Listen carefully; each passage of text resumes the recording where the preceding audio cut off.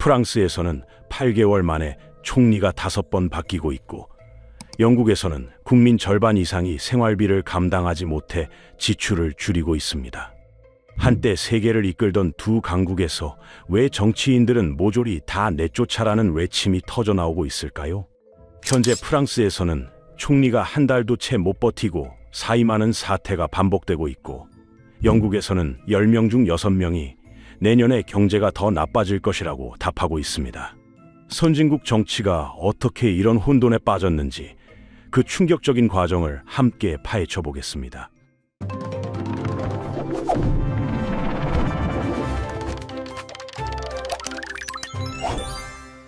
모든 혼란의 시작은 2023년 3월 프랑스 연금 개혁이었습니다. 마크롱 대통령이 연금을 받을 수 있는 나이를 62세에서 64세로 올리겠다고 발표했을 때 프랑스 전역이 들끓었습니다. 문제는 개혁 내용보다도 그 방식이었습니다.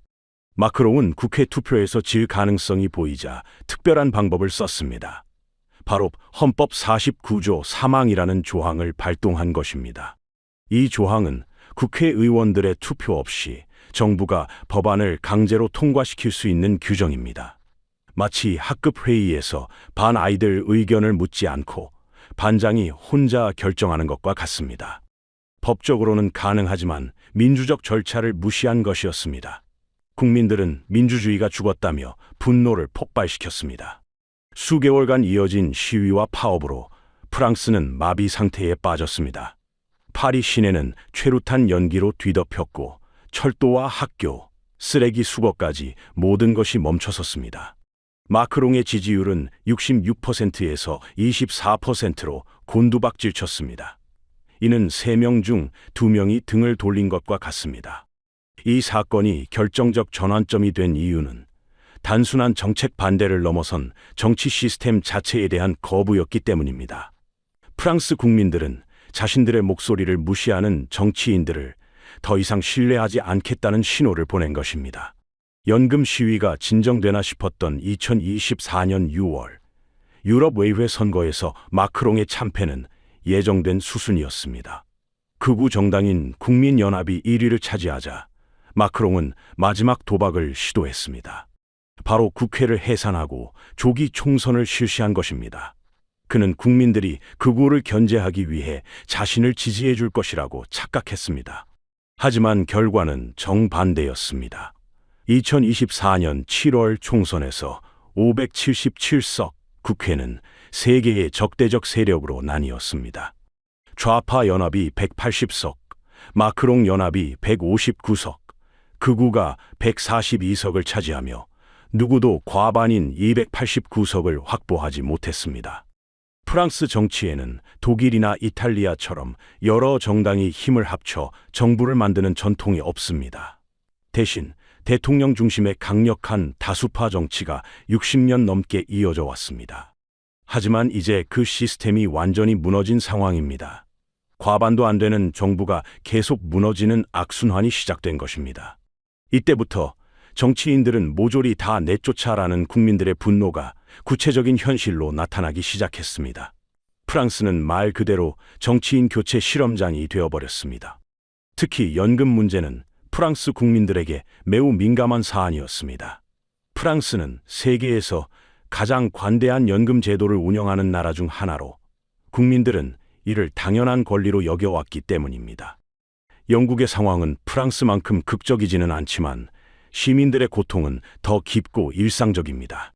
2016년 브렉시트 결정 이후 9년이 지났지만 그 후유증은 여전히 계속되고 있습니다. 현재 영국인 56%가 생활비 압박을 받고 있다고 답하고 있습니다. 이는 100명 중 56명꼴로 절반 이상의 국민이 경제적 어려움을 겪고 있다는 뜻입니다. 이 중 40%는 이미 지출을 줄였을 뿐 아니라 앞으로도 더 줄여야 할 상황이라고 답했습니다. 생활비 압박이라는 것은 집세, 전기요금, 식료품비 등 기본적인 생활에 드는 돈을 감당하기 어렵다는 뜻입니다. 2024년 7월 집권한 키어 스타머 노동당 정부는 생활비 위기 해결을 최우선 공약으로 내걸었습니다. 하지만 현실은 녹록지 않습니다. 물가 상승률이 여전히 영국 중앙은행 목표치인 2%를 크게 웃돌고 있기 때문입니다. 물가 상승률이란 작년 같은 시기와 비교해 물건값이 얼마나 올랐는지를 보여주는 지표입니다. 특히 식료품 가격 상승이 심각합니다. 브렉시트로 인한 추가 행정 절차가 식품 수입 비용을 올리고 있어 가난한 가정일수록 더 큰 타격을 받고 있습니다. EU를 떠나면서 식품을 수입할 때 더 복잡한 절차와 서류가 필요해졌고, 이로 인해 비용이 증가한 것입니다. 주거비 부담은 더욱 심각합니다. 영국인 35%가 집세나 주택대출 상환을 감당하기 어렵다고 답했고, 33%는 전기요금 때문에 고민이라고 했습니다. 올해 4월은 끔찍한 4월이라는 표현까지 등장했는데, 상하수도 요금이 평균 26.1%나 올랐기 때문입니다. 이는 1980년대 후반 이후 가장 큰 폭의 인상이었습니다. 가장 충격적인 것은 경제 전망에 대한 국민들의 비관입니다. 53%가 내년 이맘때 영국 경제가 불황이나 침체에 빠져 있을 것이라고 답했습니다. 이는 노동당이 압승한 직후인 작년 7월의 26%에서 2배로 뛴 수치입니다. 정권이 바뀌었는데도 국민들의 절망감은 오히려 깊어지고 있는 것입니다. 브렉시트의 구체적 피해도 계속 나타나고 있습니다. EU와의 무역량이 크게 줄어들었고, 정부 기관은 장기적으로 경제 규모가 상당히 줄어들 것이라고 추산했습니다. 의료 시스템도 여전히 위기 상태입니다. 응급실 대기 시간이 평균 8시간을 넘나들고, EU 출신 의료진들이 떠난 자리는 여전히 채워지지 않고 있습니다. 국민보건 서비스는 영국이 자랑하던 무료 의료 시스템인데, 브렉시트 이후 인력 부족으로 제대로 작동하지 않고 있습니다. 정치인들을 바꿔봐도 구조적 문제는 해결되지 않는다는 것을 보여주는 사례입니다. 영국 국민들도 프랑스만큼은 아니지만 기존 정치에 대한 불신을 키워가고 있습니다. 특히 젊은 세대일수록 브렉시트에 대한 후회와 분노가 큰 상황입니다. 그들은 EU에서의 자유로운 이동과 취업 기회를 잃었기 때문입니다.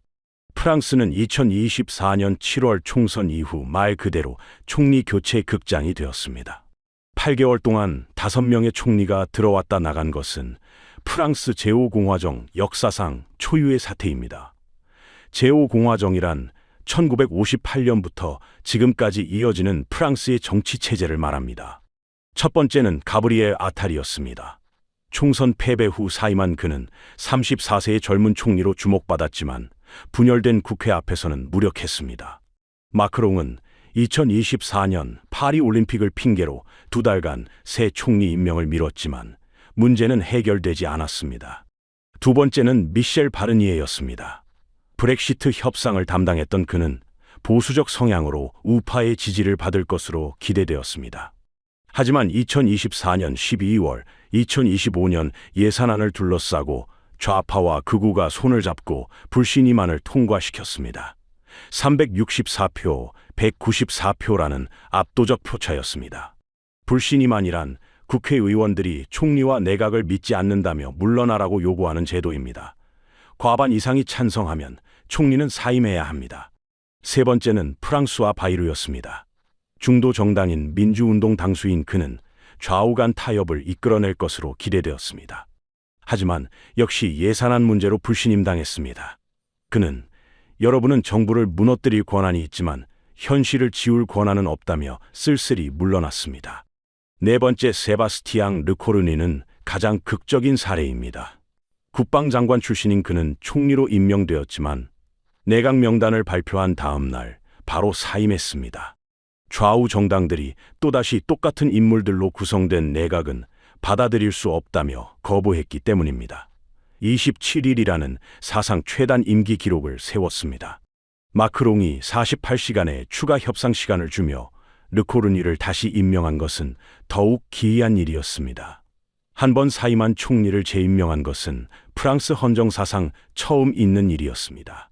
모든 총리들이 같은 이유로 무너졌습니다. 프랑스 재정 상황이 심각하기 때문입니다. 나라의 적자는 경제 전체 규모에 비해 5.8%에 달합니다. 이는 EU 기준인 3%를 크게 넘어서는 수준입니다.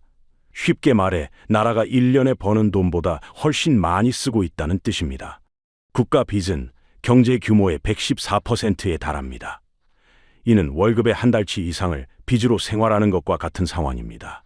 세금을 올리고 정부 지출을 줄이는 것이 불가피한 상황이지만 좌파는 복지 삭감을 반대하고 우파는 증세를 거부하는 악순환이 계속되고 있습니다. 복지 삭감이란 의료비 지원, 실업수당, 연금 등을 줄이는 것을 말하고 증세는 세금을 더 많이 걷는 것을 의미합니다.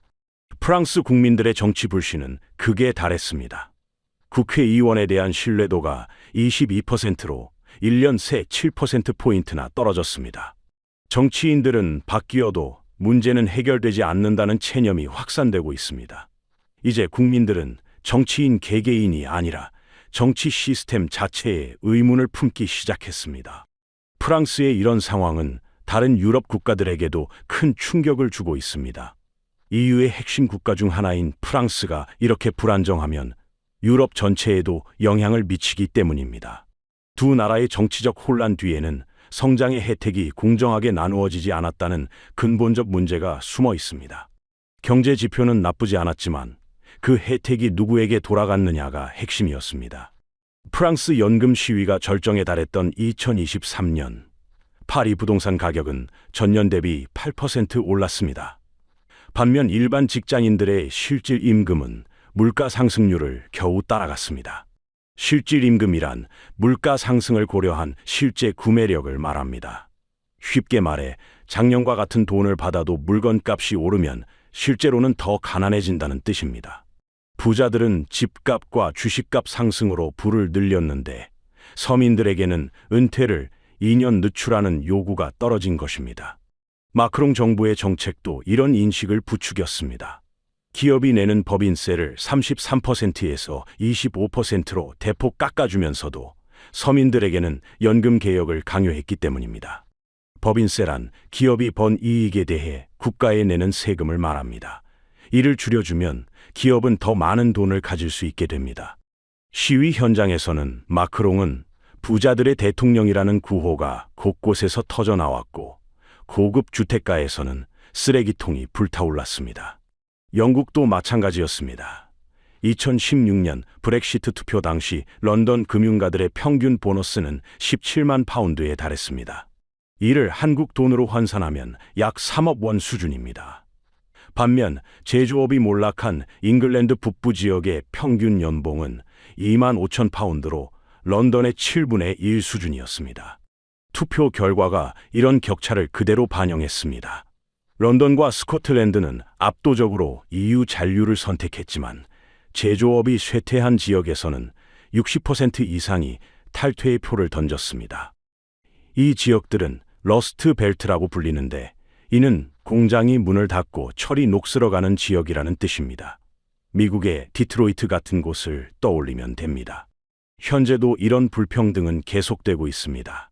런던 평균 주택 가격은 50만 파운드를 넘어서는데 전국 평균 연봉 3만 파운드로는 평생 모아도 집을 살 수 없는 상황입니다.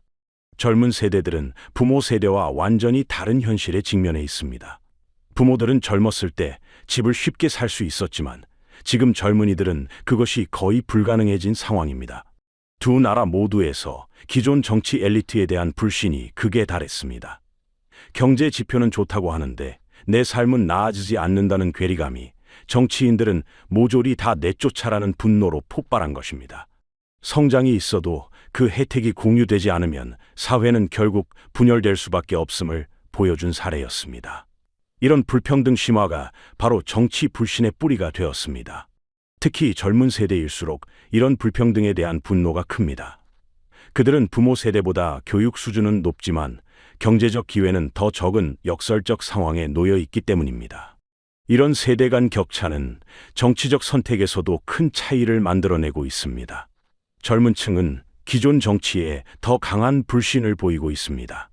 정치 불신은 거창한 정책 실패보다 일상의 작은 약속들이 하나씩 무너지면서 시작됩니다. 국민들이 세금으로 지탱하던 공공 서비스가 제 기능을 못하면서 분노가 누적되는 것입니다. 프랑스에서는 의료 서비스부터 흔들리기 시작했습니다. 응급실 대기 시간이 평균 4시간을 넘나들고 예산 부족으로 지방 병원들이 문을 닫았습니다. 파리 근교 간호사들은 지역 병원 폐쇄로 응급실까지 40분을 가야 하는 상황이 되었습니다. 하지만 정부는 그런 상황에서도 2년 더 일하라고 요구했습니다. 공공서비스란 국가가 국민에게 제공하는 기본적인 서비스를 말합니다. 의료, 교육, 교통, 치안 등이 여기에 포함됩니다. 교통 시스템도 마찬가지였습니다. 프랑스 국철의 정시 운행률이 85%로 떨어져 10번 중 1번 이상 지연되는 상황이 되었습니다. 한국의 지하철이 거의 100% 정시에 운행되는 것과 비교하면 현저히 낮은 수준입니다. 시민들은 매일 지연을 경험하면서도 더 많은 세금을 요구받았습니다. 교사와 간호사, 철도 노동자들의 연이은 파업이 프랑스 전체를 마비시켰습니다. 학교는 휴교하고 지하철은 멈춰섰습니다. 흥미롭게도 시민들은 파업 노동자들을 비난하지 않았습니다.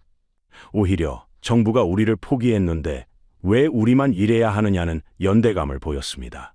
파업이란 노동자들이 자신들의 요구를 관철시키기 위해 집단으로 일을 멈추는 것을 말합니다.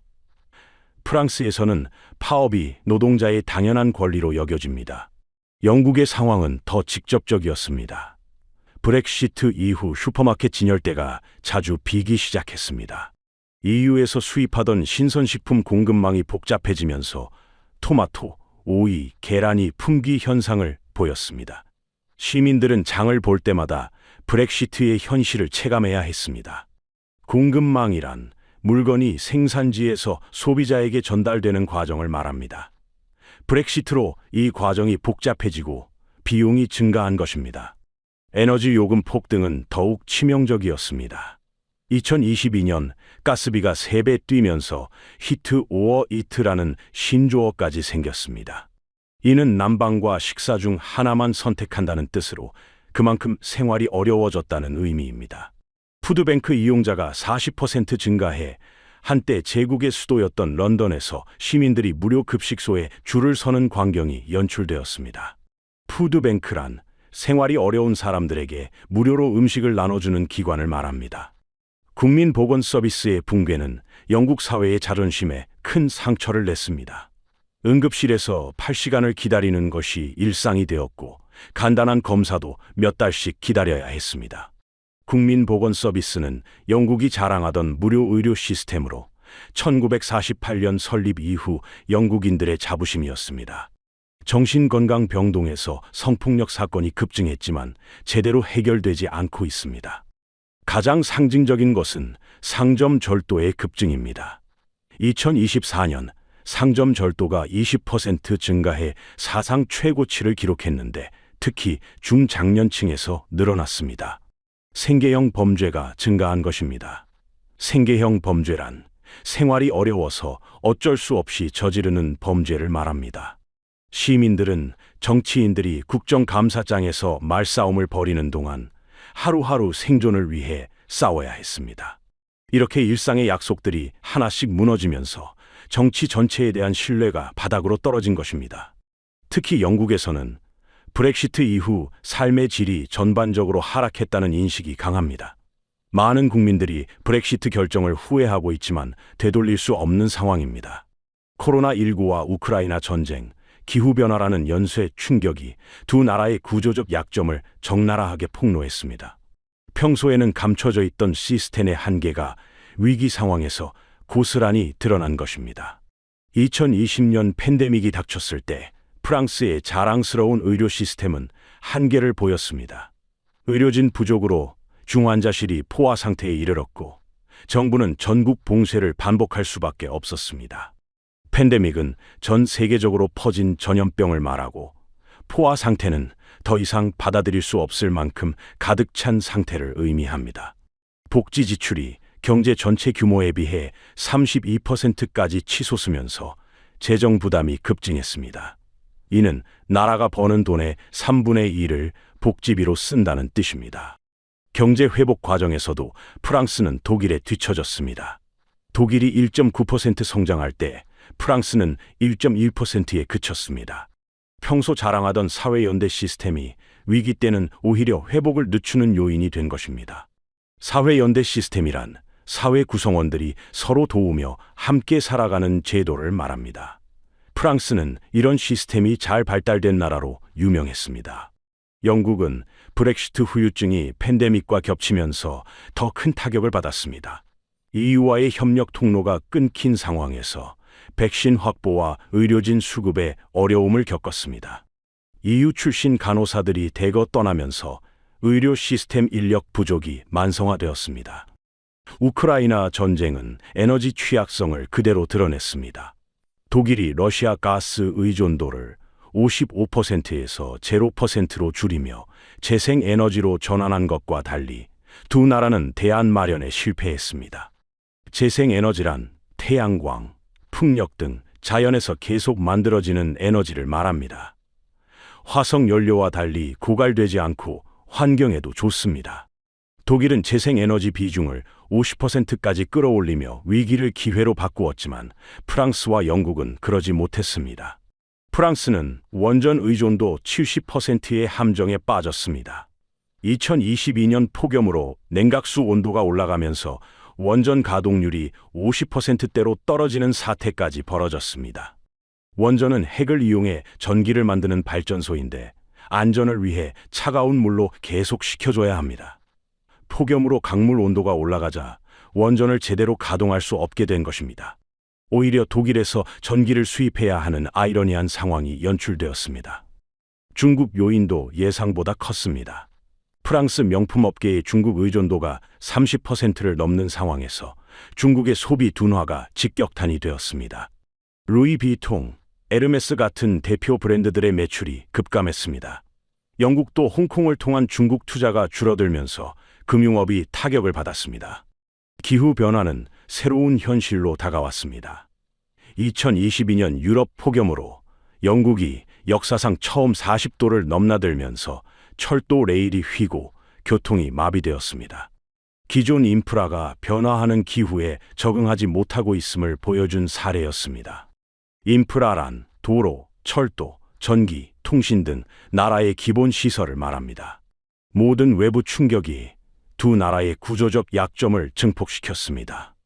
독일, 덴마크 같은 이웃 국가들이 위기를 기회로 바꾸는 동안 프랑스와 영국은 기존 시스템의 한계만 확인할 뿐이었습니다.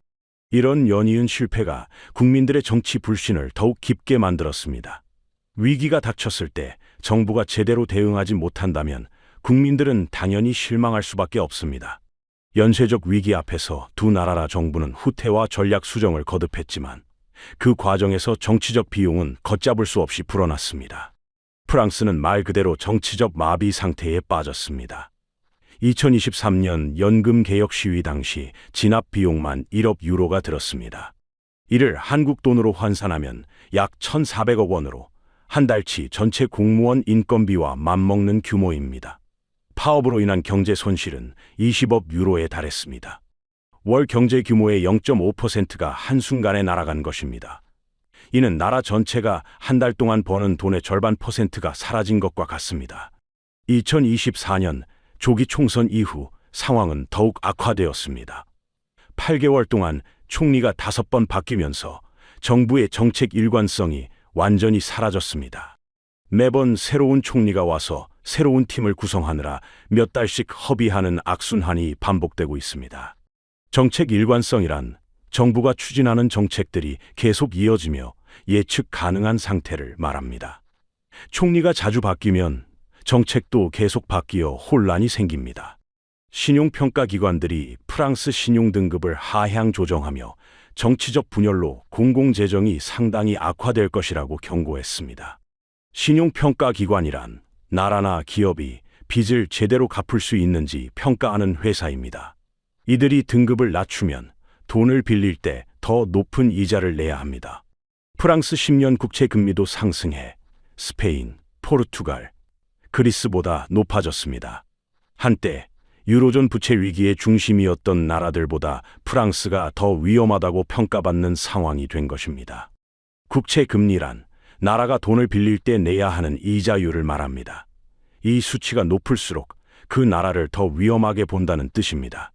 영국의 정치적 혼란도 계속되고 있습니다.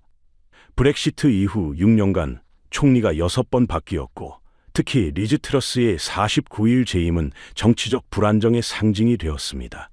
그녀의 무모한 감세 정책으로 파운드화가 사상 최저치를 기록했고 주택담보대출 시장이 마비되면서 수십만 가정이 피해를 입었습니다. 감세 정책이란 세금을 줄여주는 정책을 말하는데 갑작스럽게 시행하면 나라의 수입이 줄어들어 경제가 불안해질 수 있습니다. 경제 지표들도 하락세를 벗어나지 못하고 있습니다.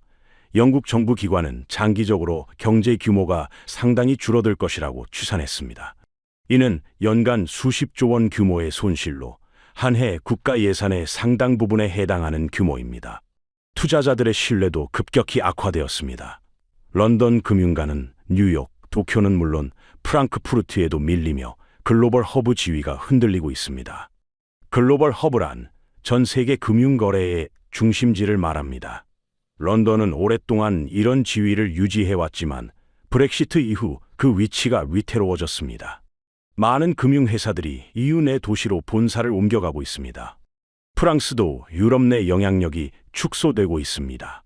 독일이 EU를 사실상 주도하는 가운데 프랑스는 정치적 혼란으로 목소리를 내지 못하고 있습니다. 우크라이나 전쟁 대응에서도 독일의 리더십이 더 두드러지는 상황입니다. 두 나라 모두 회복에는 오랜 시간이 걸릴 것으로 보입니다. 정치적 신뢰를 되찾고 구조적 문제를 해결하는 데는 한 세대가 필요할지도 모릅니다. 정치인들의 근시안적 결정이 국가 전체의 미래를 담보로 잡은 셈입니다. 근시안적이란 멀리 내다보지 못하고 당장의 이익만 생각하는 것을 말합니다. 이제 국민들은 개별 정치인이 아니라 정치 시스템 자체를 의심하기 시작했습니다. 누가 와도 별로 달라지지 않을 거라는 체념이 확산되고 있습니다. 프랑스와 영국의 정치적 혼돈은 현재도 끝나지 않았습니다. 이들이 겪고 있는 위기는 전 세계 민주주의 국가들이 직면할 수 있는 미래의 모습을 미리 보여주고 있습니다. 두 나라의 실패 패턴은 명확합니다. 수십 년간 누적된 구조적 문제를 정치적 계산으로 해결하려다 더 큰 혼돈을 자초한 것입니다. 구조적 문제란 시간이 지나면서 쌓인 근본적인 문제들을 말합니다. 고령화, 불평등, 환경 파괴 등이 여기에 해당됩니다. 프랑스는 고령화와 복지 지출 증가 문제를 계속 미루다가 결국 강행 처리로 사회를 분열시켰습니다. 영국은 EU 내에서 점진적 개혁을 추진하는 대신 탈퇴라는 극단적 선택으로 모든 것을 도박에 걸었습니다. 점진적 개혁이란 조금씩 천천히 바꿔나가는 것을 말합니다. 갑작스럽게 큰 변화를 주면 부작용이 클 수 있기 때문입니다. 독일의 사례는 다른 길이 있었음을 보여줍니다. 독일은 2000년대 초 하르츠 개혁을 통해 10년에 걸쳐 노동시장과 복지제도를 단계적으로 개편했습니다. 사회적 합의를 바탕으로 한 점진적 개혁으로 큰 혼란 없이 경쟁력을 회복했습니다. 사회적 합의란 노동자, 기업, 정부가 함께 협의해서 모두가 납득할 만한 결론을 내리는 것을 말합니다. 덴마크의 유연 안정성 모델도 마찬가지입니다. 기업의 해고는 쉽게 하되 국가가 실업자에게 충분한 지원과 재교육을 제공하는 방식으로 높은 복지와 경쟁력을 동시에 달성했습니다. 유연 안정성이란 기업에게는 유연함을, 노동자에게는 안정성을 보장하는 덴마크식 노동 정책을 말합니다. 하지만 한국도 비슷한 위험에 노출되어 있습니다. 현재 65세 이상 인구 비중이 20%를 넘어 초고령 사회에 진입했고 고령화 속도는 세계 최고 수준입니다. 초고령 사회란 65세 이상 인구가 전체 인구의 20% 이상인 사회를 말합니다. 일하는 사람보다 은퇴한 사람이 많아지면서 여러 문제가 생깁니다. 국가 빚도 경제 규모에 비해 55%로 빠르게 증가하고 있습니다. 부동산, 연금, 일자리를 둘러싼 세대 갈등도 심화되고 있습니다. 세대 갈등이란 젊은 세대와 나이 든 세대 간의 이해관계가 다르면서 생기는 대립을 말합니다. 더 근본적인 문제는 민주주의 시스템 자체의 한계일 수 있습니다. 4년이나 5년마다 치르는 선거 제도에서 정치인들이 장기적 관점을 갖기는 어렵습니다. 유권자들도 당장의 이익을 우선하는 경우가 많습니다. 이런 구조적 딜레마를 어떻게 극복할 것인가가 전 세계 민주주의의 공통 과제입니다. 딜레마란 어떤 선택을 해도 문제가 생기는 어려운 상황을 말합니다. 인공지능과 기후변화라는 새로운 도전도 기다리고 있습니다. 20세기에 만들어진 정치 시스템으로 21세기 문제를 해결할 수 있을까요? 프랑스와 영국이 보여주는 현재 진행형 위기가 바로 이 질문에 대한 답을 찾아가는 과정일지도 모릅니다. 정치인들을 모조리 내쫓는다고 해서 구조적 문제가 해결될까요? 프랑스에서는 계속 총리를 바꾸고 있지만 상황은 나아지지 않고 있습니다. 결국 시스템 자체의 변화 없이는 같은 문제가 반복될 수밖에 없다는 교훈을 남기고 있습니다. 두 나라의 실험은 아직 진행 중이고 그 결과는 전 세계가 지켜보고 있습니다. 성공하든 실패하든 중요한 교훈을 남길 것입니다. 민주주의의 미래가 바로 이들의 실험 결과에 달려 있을지도 모릅니다. 다른 민주주의 국가들도 비슷한 문제에 직면할 가능성이 높기 때문입니다. 특히 한국처럼 빠르게 변화하는 사회일수록 이런 위기에 더 취약할 수 있습니다. 변화 속도가 빠르면 정치 시스템이 따라가기 어렵기 때문입니다. 결국 프랑스와 영국의 사례는 우리에게도 중요한 경고가 되고 있습니다. 미리 준비하지 않으면 같은 혼돈을 겪을 수 있다는 뜻입니다. 프랑스와 영국의 이야기는 아직 끝나지 않았습니다. 현재도 프랑스에서는 또 다른 정치적 격변이 예상되고 영국도 생활비 위기를 해결해야 하는 과제를 안고 있습니다. 그렇다면 다른 나라들은 어떨까요? 다음 영상에서는 독일과 일본이 어떻게 비슷한 위기를 다르게 극복해 나가고 있는지, 그리고 한국이 배울 수 있는 교훈은 무엇인지 살펴보겠습니다. 여러분은 어떻게 생각하십니까? 정치인을 바꾸는 것만으로 문제가 해결될 수 있을까요? 아니면 시스템 자체의 변화가 필요할까요? 댓글로 여러분의 의견을 들려주세요. 더 흥미진진한 정치 분석과 함께하고 싶으시다면 구독과 좋아요를 눌러주세요. 다음 영상에서 더욱 깊이 있는 이야기로 뵙겠습니다. 기대해 주시길 바랍니다.